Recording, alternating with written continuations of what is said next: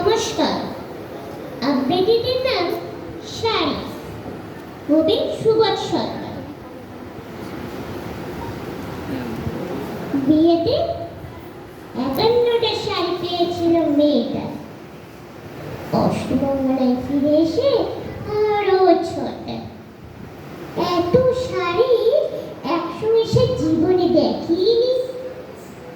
আলমারির প্রথম থাকে সে রাখলো সব নীল শাড়ি নিয়ে। হালকা নীল একটাকে জড়িয়ে ধরে সে বলল, তুই আমার আকাশ। দ্বিতীয় থাকে রাখলো সব গোলাপি নিয়ে। একটা গোলাপিকে জড়িয়ে ধরে সে বলল, তোর নাম অভিমান। তৃতীয় থাকে তিনটি ময়ূর যেন তিন দিক থেকে ছুটে আসা সুখ। তেজপাতা রঙের শাড়িটার তার নাম দিল বিষাদ। সারা বছর সে শুধু শাড়ি উপহার পেল।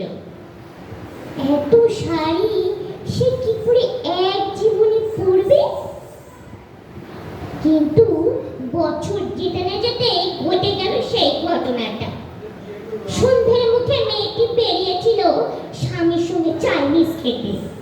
কাপড়ে মুখ বাঁধা 3টি ছেলে এসে দাঁড়ালো। স্বামীর তলপেটে ঢুকে গেল 12 ইঞ্চি। উপর থেকে নিচে নিচে নেমে ডান দিকে যাকে বলে এল। পড়ে রইল খাবার।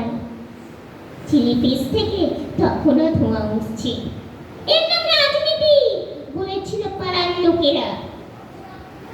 বিয়েতে 51টা শাড়ি পেয়েছিল মেয়েটা। অষ্টমঙ্গলায় ফিরে এসে আরো 6টা।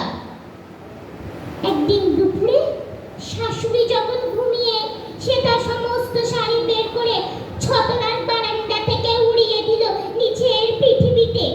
শাশুড়ি পরিয়ে দিয়েছে তাকে সাদা থান। 19 বছরের একটা মেয়ে, সে একা। কিন্তু সেই থানও এক ঝটকায় খুলে নিল 3জন পাড়ার মুড়ি। একটি সদ্য নগ্ন বিধবা মেয়ে দৌড়াচ্ছে আর চিৎকার করছে, বাঁচাও বাঁচাও বাঁচাও। পিছন 3জন, সে কি উল্লাস!